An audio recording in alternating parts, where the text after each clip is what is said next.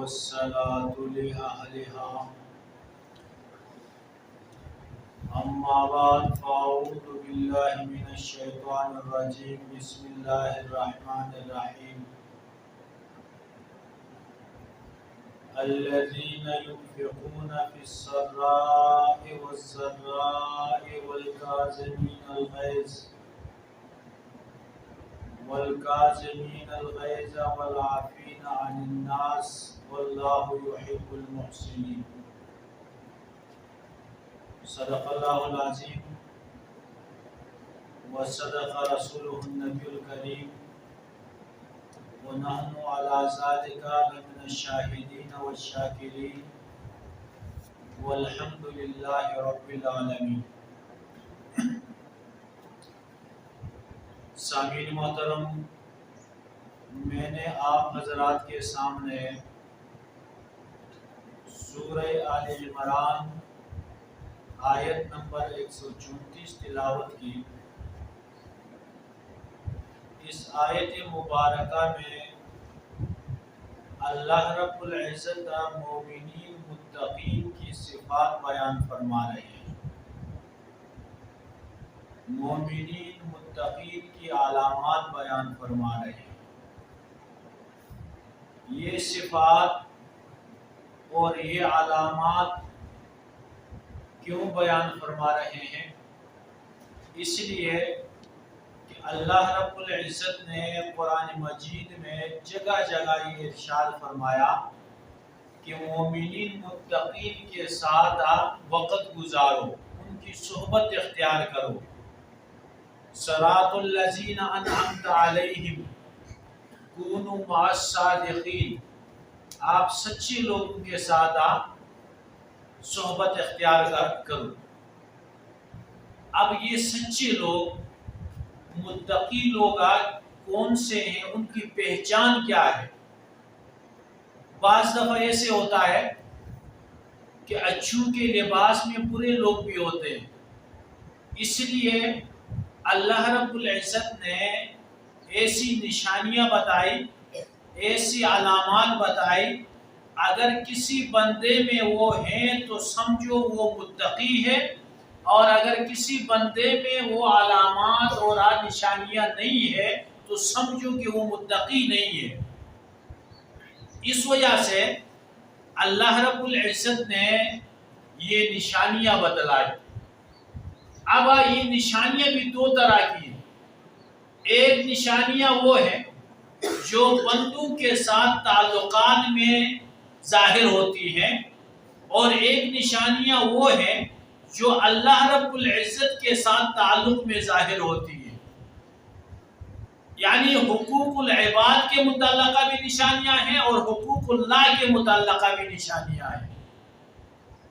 اور اللہ رب العزت نے اس موقع پہ ان نشانیوں کو پہلے ذکر کیا جن کا تعلق تھا حقوق العباد کے ساتھ، اور حقوق اللہ والی جو نشانیاں ہیں ان کو بعد میں ذکر کیا۔ اس میں حکمت اور وجہ کہ اللہ رب العزت کے حق اصل کے اعتبار سے سب سے پہلے، لیکن اس کے ساتھ یہ بات بھی ہے کہ اللہ رب العزت اپنے حاجت کے لیے اپنی جو حقوق ہیں ان کا محتاج نہیں ہے۔ اللہ رب العزت کو حقوق کی ضرورت نہیں ہے، اور اگر اللہ کے حق میں کوتاہی ہو جائے تو وہ ارحم الراحمین اکرم الاکرمین ہے، توبہ کرنے پہ معاف بھی کر دیتے ہیں، بخلاف بندوں کے حقوق کے کہ بندہ اپنے حق کو حاصل کرنے میں محتاج ہے، اس کی ضرورت ہے، اور اگر اس کا حق ادا نہ کیا جائے اسے نقصان پہنچتا ہے، اور اس میں اتنا رحم و کرم بھی نہیں ہے کہ بندہ اس میں کوتاہی کرنے کے بعد معافی مانگنے پہ وہ معاف کر دے۔ اس وجہ سے اللہ رب العزت نے بندوں کے حقوق کے متعلقہ جو علامات نشانیاں تھی ان کو پہلے ذکر فرمایا۔ اب ان نشانیوں میں سے سب سے پہلی جو نشانی ہے الذین ينفقون فی السراء والضراء، مومن متقی وہ کہلاتا ہے جو اللہ کے راستے میں خرچ کرنے والا ہو، چاہے اس پہ اس کی اپنی حالت مالداری کی ہو یا تندرستی کی ہو۔ وہ مالدار ہے پھر بھی اللہ کے راستے میں خرچ کرنے والا ہے، اگر وہ تندرست ہے، غریب ہے، اپنی حیثیت کے مطابق پھر بھی اللہ کے راستے میں خرچ کرنے والا ہے۔ اللہ کے راستے میں خرچ کرنا یہ انتہائی اہم عبادت ہے۔ آپ صلی اللہ علیہ وسلم نے فرمایا اتقوا النار ولو بشق تمرۃ، اپنے آپ کو آگ سے بچاؤ اگر کا وہ کھجور کے ایک دانے کے ساتھ کیوں نہ ہو، یعنی اللہ کے راستے میں خرچ کرتے ہوئے۔ اب یہاں یہ جو دو جملے، دو لفظ اللہ رب العزت نے استعمال فی السراء والضراء، یہ لوگ مالدار ہیں تب بھی خرچ کرتے ہیں، اور اگر یہ لوگ غریب ہیں تب بھی اللہ کے راستے میں خرچ کرتے ہیں۔ اس کی حکمت، اس کا فائدہ مفسرین نے لکھا، سب سے پہلا فائدہ یہ ہے کہ غریب بندہ یہ نہ سمجھے کہ یہ خرچ کرنا یہ تو مالداروں کا کام ہے، ہمارا کام نہیں ہے، کیونکہ اپنی حیثیت کے مطابق ہر ایک بندے پہ لازم۔ اللہ رب العزت مقدار نہیں دیکھتے۔ ایک بندہ ہے، اس کے پاس 100 روپیہ ہے، 1 روپیہ خرچ کر رہا ہے، جتنا عملی طور پہ اس کے آسان ہے۔ ایک بندے کے پاس 1,00,000 ہے، ان 1,00,000 میں سے 1,000 خرچ کرنا آسان ہے۔ اسی طرح ایک کے پاس کروڑ ہے، وہ اس میں سے 1,00,000 خرچ کرتا ہے، تو عملی طور پہ ان پہ کسی طرح کی کوئی دشواری نہیں۔ اور اللہ رب العزت اجر و ثواب کے اعتبار سے اللہ مقدار کو نہیں دیکھتے ہیں بلکہ اخلاص کو دیکھتے ہیں۔ یہ بات ہم بار بار سنتے ہیں کہ کوئی بندہ اگر صدق نیت کے ساتھ اللہ کے رضا کے لیے ایک کھجور کا دانہ بھی خرچ کرتا ہے، اللہ بڑھا کر احد کے پہاڑ کے مقدار بنا دیتا ہے۔ لیکن ایک بندہ ہے جس میں اخلاص نہیں ہے، بغیر اخلاص کے وہ احد کے پہاڑ کو بھی خرچ کرتے، وہ کھجور کے دانے تک بھی نہیں پہنچ سکتا ہے۔ اس لیے فرمایا کہ ہر حال میں یہ جو خصلت ہے یہ مسلمان سے چھوٹنی نہیں چاہیے۔ اپنی حیثیت کے مطابق خرچ کر دے، اور اللہ رب العزت کی رحمت سے یہ امید ہے کہ اس کے اس صدقے کی وجہ سے، اس خرچ کی وجہ سے اللہ اس کی غربت کو ہی ختم کرتا ہے۔ تو ایک فائدہ اس میں یہ، اور دوسرا یہ ہے کہ عمومی طور پہ بندہ 2 حالتوں میں غافل ہو جاتا ہے۔ اللہ کی یاد سے غافل ہوتا ہے، یا تو اس کے پاس بہت زیادہ مال آ جائے تو اس مالداری کی وجہ سے وہ اللہ کی یاد سے غافل ہو جاتا ہے، اور یا اس پہ ایسی غربت آ گئی کہ اس غربت کی پریشانی میں وہ اللہ کے یاد سے غافل ہو جاتا ہے۔ تو اللہ رب العزت نے یہاں ان 2 الفاظ کے ساتھ یہ حکم دیا کہ کسی حال میں اللہ کی یاد سے غافل نہیں ہوتا۔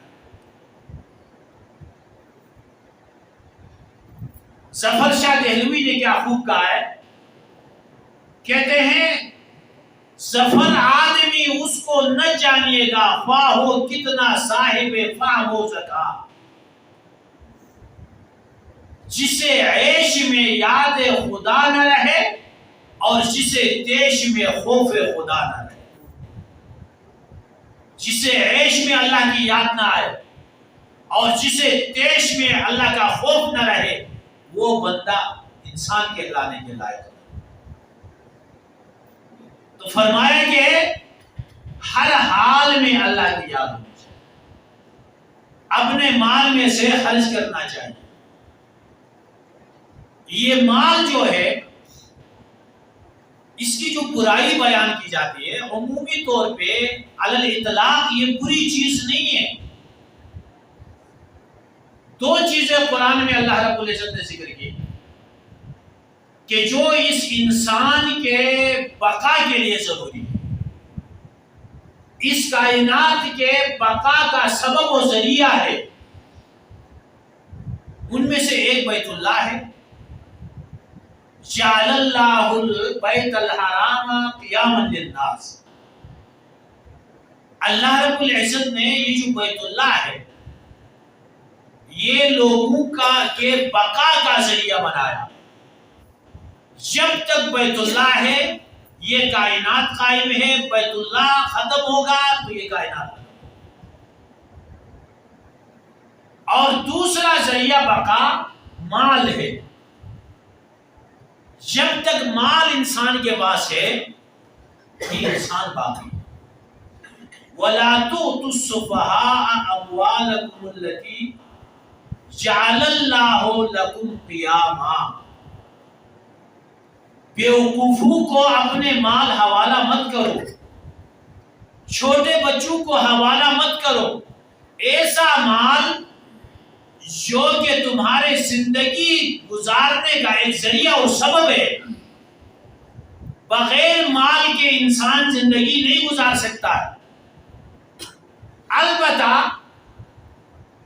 اس مال کو کمانے کا جو ذریعہ ہے وہ حلال ہونا چاہیے، اس مال کو خرچ کرنے کا جو ذریعہ ہے وہ حلال ہونا چاہیے۔ قرآن و حدیث میں جہاں کہیں مال کی مذمت آئی، برائی آئی، وہ اس مال کی آئی جو مال حلال ذریعے سے نہیں کمایا جاتا، اور وہ مال جو حلال مواقع پہ خرچ نہیں کیا جاتا، بے جا خرچ کیے جاتے ہیں، رسومات بدعات میں خرچ کیے جاتے ہیں، ایسے مال کی اللہ رب العزت نے مذمت کی۔ آپ صلی اللہ علیہ وسلم نے فرمایا کاد الفقر ان یکون کفرا، یہ فقر و فاقہ انسان کو کفر کے قریب لے جاتا ہے۔ سفیان ثوری رحمۃ اللہ علیہ اس حدیث کی تشریح میں فرماتے ہیں کہ ایک دور تھا کہ لوگوں پہ اگر کوئی مشکل پیش آ جاتی، ایمان کے لیے مشکلات ہوتی، وہ اپنا ایمان بچانے کے لیے اپنی جان پیش کیا کرتے تھے۔ اور آج کا دور ایسا آیا ہوا ہے کہ اپنی مال بچانے کے لیے اپنے ایمان کو پیش کیا جاتا ہے۔ اور یہ سفیان ثوری رحمۃ اللہ علیہ اپنے دور کی بات کر رہے ہیں۔ تو یہ فقر فاقہ کوئی اچھی چیز نہیں ہے، اللہ کی پناہ مانگنی چاہیے۔ حلال مال یہ اللہ کی نعمت ہے، لیکن یہ مفید تب ہوگی جبکہ اس کا ذریعہ جائز، اس کا استعمال کا طریقہ جائز، ناجائز طریقے پہ مال صرف نہ کرتا ہو۔ کلوا واشربوا ولا تسرفوا، اسراف مت کرو یعنی بے جا خرچ مت کرو، اور جہاں ضرورت پڑے وہاں پہ خرچ کرو۔ آپ صلی اللہ علیہ وسلم نے فرمایا سخاوت یہ مومن کی بہترین صفت ہے۔ السخی قریب الی اللہ، قریب الی الناس، قریب الی الجنہ، بعید من النار۔ سخی بندہ وہ ہے جو اللہ کے قریب ترین ہوتا ہے، لوگوں کے دلوں کے قریب ہوتا ہے، اور اس طرح جنت کے وہ قریب ہوتا ہے، بعید من النار، جہنم سے وہ دور ہوتا ہے۔ اور اس کے مقابلے میں بخیل کے بارے میں فرمایا والبخیل بعید من اللہ بعید من الناس بعید من الجنہ قریب الی النار. وہ اللہ سے دور ہے، اللہ کے بندوں سے دور ہے، جنت سے وہ دور ہے، جہنم کے وہ قریب. تو سخاوت یہ مومن میں ایک صفت ہے. ایمان کے ساتھ بخل اور کنجوسی جمع نہیں ہو سکتی. تو فرمایا کہ متقی لوگ وہ ہیں جہاں انہیں خرچ کرنے کا موقع آئے تو خرچ کر دیتے ہیں، اور جو خرچ کرنے والے ہیں اللہ رب العزت اس کو دنیا میں دے دیتے ہیں، دنیا میں اس کا بدلہ مل جاتا ہے. آپ صلی اللہ علیہ وسلم نے قسم کے ساتھ فرمایا کہ صدقہ کرنے سے مال میں کمی نہیں آتی. اور ایک روایت میں آتا ہے کہ دنیا میں 10 گنا دیتے اللہ. ہمارے اسلاف میں ان پہ یقین تھا، اور جب وہ کام کرتے تھے وہ وصولی بھی دنیا میں کر لیتے تھے. رابعہ بصریہ رحمت اللہ علیہ کے بارے میں آتا ہے کہ ایک موقع پہ وہ روزہ رکھا، ابھی مغرب کی اذان ہونا قریب تھی. اس کے لیے 2 روٹیاں بنا کے رکھی گئی، دسترخوان بچھایا، سالن بھی رکھا. اتنے میں ایک سائل آیا، باہر سے آواز دی کہ میں بھوکا ہوں، کچھ کھانا کھلایا جائے.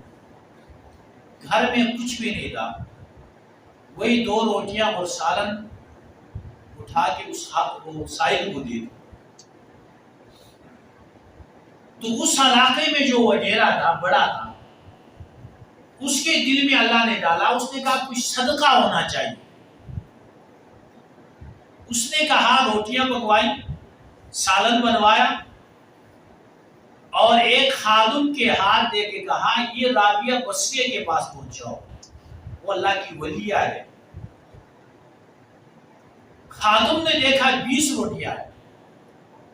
اس نے سوچا اتنی ساری روٹیاں وہ کیا کریں گے. اس نے اٹھائی 6 روٹیاں اور کچھ سالن اٹھا کے اپنے گھر رکھا. 14 روٹیاں اور کچھ سالن لے کے رابعہ بصریہ کے گھر پہنچا اور جا کے کہا یہ فلاں صاحب نے آپ کو ہدیہ بھیجا ہے. اس نے روٹیاں دیکھی 14 ہے. کہتے یہ میرا نہیں ہو سکتا، یہ کھانا میرے لیے نہیں ہے، کسی اور کا ہو سکتا ہے، میرا نہیں ہے. خادم کہتا ہے کہ میں خود لے کے آیا ہوں، انہوں نے آپ کا نام دیا ہے. کہا نہیں یہ میرا ہو نہیں سکتا. جب بہت اصرار کیا کہ کہا میری 20 روٹیاں ہونی چاہیے، کیونکہ میں نے اللہ کے نام پہ 2 روٹیاں لی ہے، اور اللہ کا یہ وعدہ ہے جو خرچ کرتا ہے اس کے 10 گنا بڑھا کے دیتا ہے. اس اصول کے مطابق، اللہ کے وعدے کے مطابق میرے پاس 20 روٹیاں آنی چاہیے. اب وہ خادم لاچار ہو گیا. اس نے کہا کہ آپ صحیح کہہ رہی ہیں، 20 ہی تھی لیکن 6 میں اٹھایا. تو ایسے یقین کے ساتھ وہ اللہ کے راستے میں خرچ کرتے ہیں. اور خرچ کرنے کے لیے بہت زیادہ کوئی ضروری نہیں ہے. ایک موقع پہ عائشہ رضی اللہ تعالی عنہ نے ایک انگور کا دانہ خرچ کیا. گھر میں کچھ نہیں تھا، تلاش کیا، ایک انگور کا دانہ ملا، وہ اللہ کے راستے میں خرچ کیا.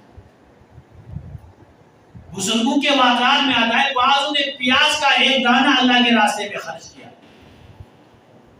جو ان کی حالت تھی اتنی مقدار کا انہوں نے خرچ کیا.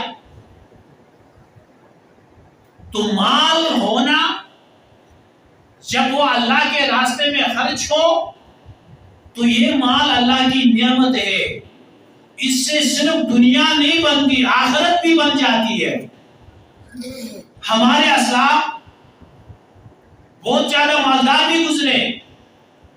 عبد الرحمن ابن عوف رضی اللہ تعالی عنہ کی ایک بیوی نے میراث پہ صلح کیا تھا 80,000 دینار میں. بیوی کا حصہ میراث میں 8واں ہوتا ہے. اگر بیویاں زیادہ ہو تو اسی 8ویں میں ساری شریک ہوتی ہے.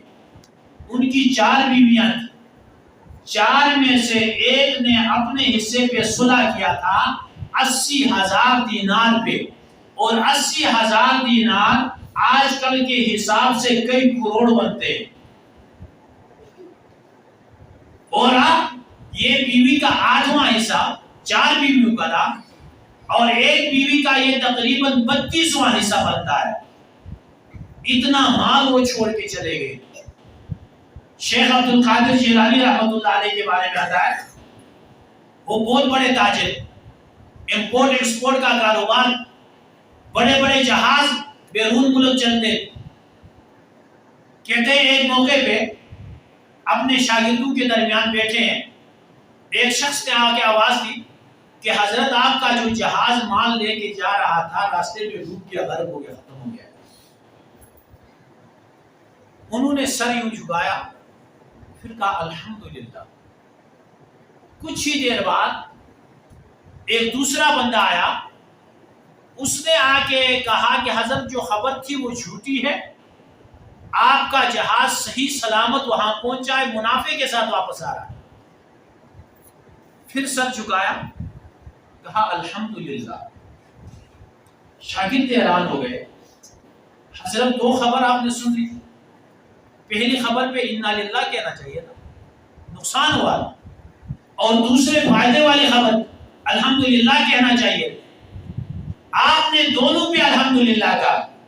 کہنے لگے کہ دیکھو میں یہ مال کے ہلاک ہونے سے یا مال کے حاصل ہونے پہ الحمدللہ نہیں کہا.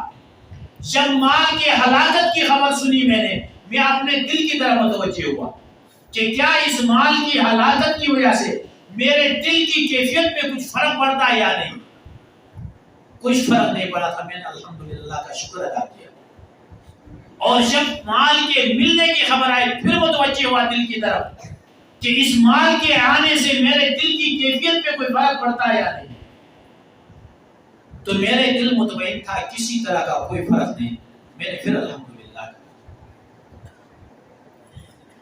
اگر یہ مال دل پہ اتر جائے پھر یہ خطرناک بن جاتا ہے، ورنہ مال انسان کی ضرورت ہے. شیخ سعدی صاحب کہتے ہیں مال اور مومن کی مثال کشتی اور پانی کی طرح. کشتی کے لیے پانی ضروری ہے، بغیر پانی کے کشتی نہیں چل سکتا. اسی طرح مومن کے لیے مال کی ضرورت ہے، بغیر مال کے وہ زندگی نہیں گزار سکتا. لیکن یہ مال دل سے اوپر اوپر ہو، دل کے اندر نہ ہو. اور جب یہ مال کی محبت دل کے اندر اتر جائے اس صورت میں ہلاکت. جیسے پانی اگر کشتی کے اندر آ جائے، کشتی کا سوراخ ہو جائے، اندر پانی آ جائے تو وہ ڈوب جاتا ہے اور غرق ہو جاتا ہے. اسی طرح مومن کے دل میں اگر مال کی محبت آئی تو وہ ہلاکت. تو قرآن و حدیث میں جتنی مال کی مذمت آئی ہے یہ اس مال کے بارے میں ہے کہ جو دل میں بسے اور وقت ضرورت پہ وہ خرچ نہ کی جائے. اور جو مال خرچ ہوگا اللہ رب العزت دنیا میں بھی اس کے مال کو بڑھائیں گے اور وہ آخرت کا ذریعہ بن جائے گا. تو مال کے ساتھ جس طرح ہم اپنی دنیا کو سنوارتے ہیں اسی طرح ہم اپنے آخرت کو بھی سنوار سکتے ہیں.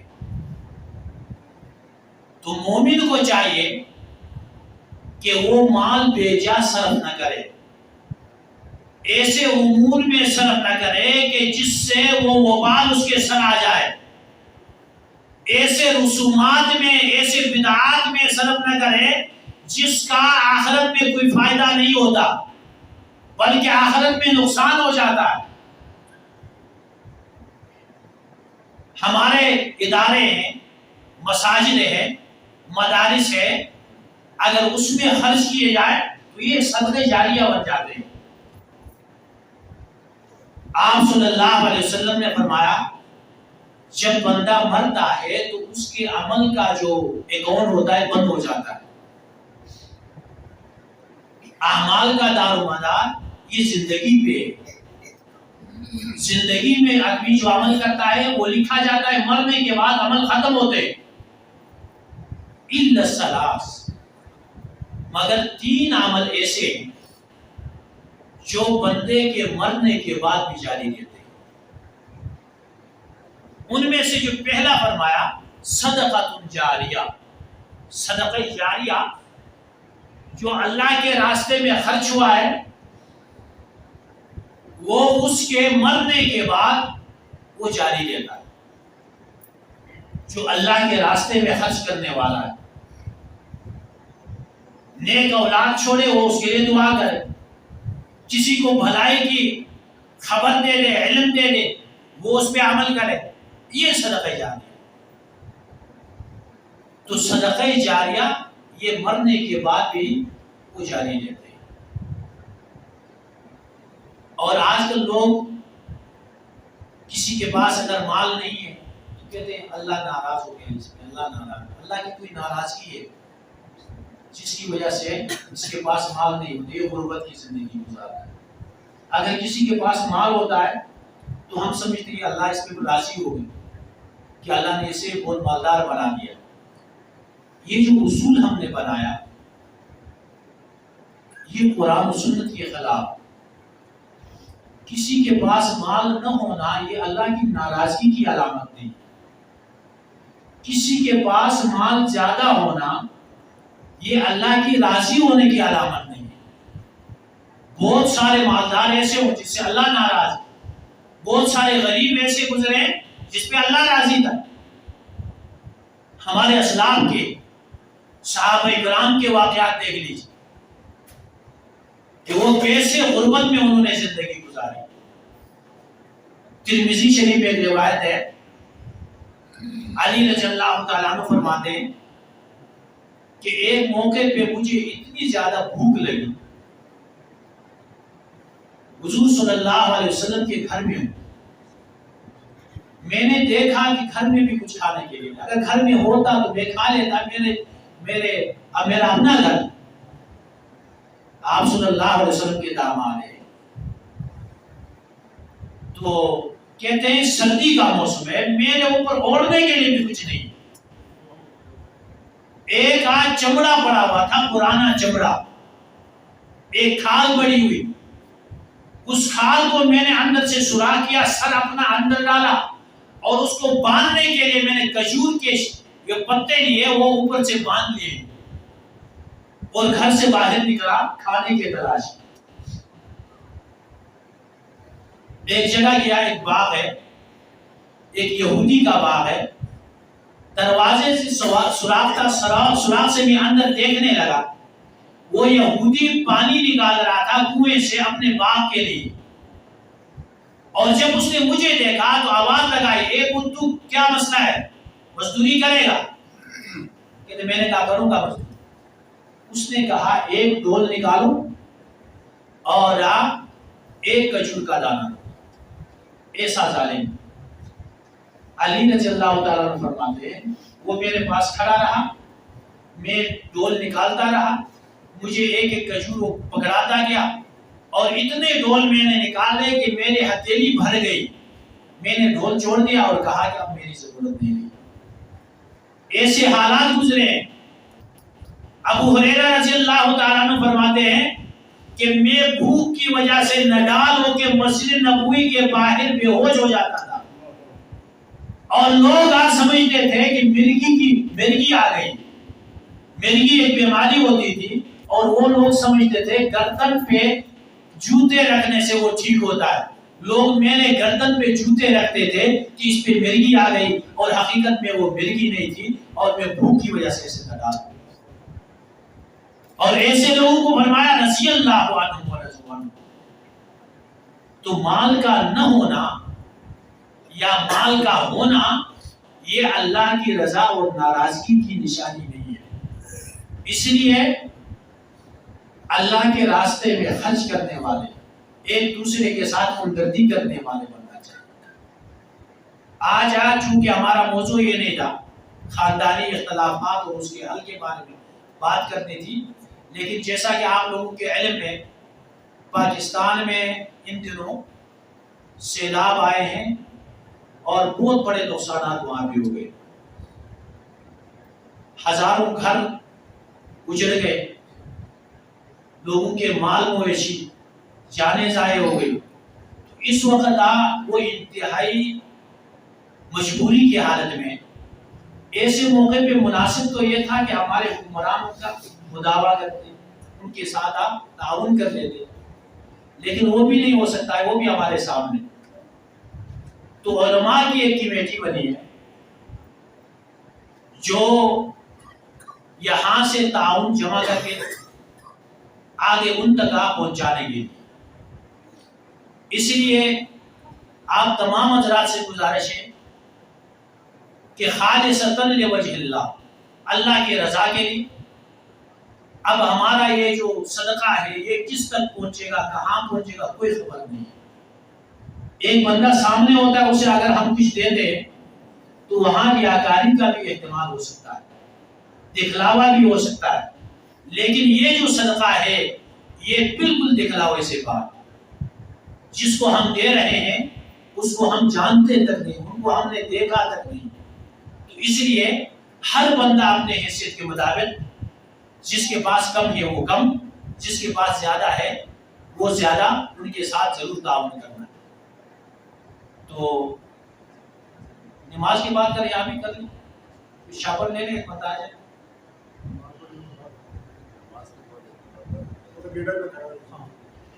ایسا کریں۔ تو کوئی بندہ بھی خالی وہاں سے نہ جائے، ضرور آپ ان کے ساتھ تعاون کریں۔ اللہ رب العزت ہم نے جو کچھ کہا سنا اس پہ عمل کی توفیق عطا فرمائے۔